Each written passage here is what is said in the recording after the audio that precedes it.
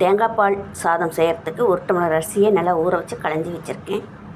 இல்லை ஒரு 2 ஸ்பூன் அளவுக்கு ஆயில் விட்டுக்கலாம். அதிலே கொஞ்சம் நெய் விட்டுக்கலாம்.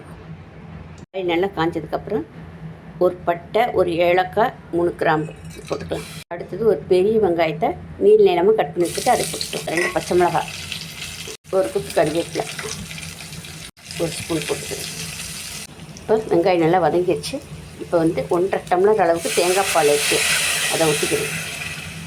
1 டம்ளருக்கு 2.5 டம்ளர் தேங்காய் பால் தண்ணி கலந்து ஊற்றுறேன். தண்ணி கொதிச்சு வந்துருச்சு. இப்போ அரிசியை இதில் போட்டுக்கலாம். மூடி விசில் போட்டுடலாம். இது ஒரு 2 சவுண்டு வரட்டும். அப்புறம் எப்படி இருக்குன்னு பார்க்கலாம்.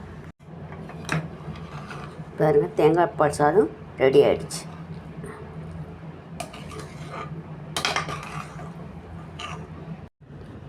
பாருங்கள், தேங்காய் பால் சாதம் ரெடி ஆகிடுச்சு. இதே மாதிரி நீங்களும் செஞ்சு பார்த்துட்டு எப்படி இருக்குன்னு கமெண்ட் பாக்ஸில் கமெண்ட் பண்ணுங்கள். நன்றி, வணக்கம்.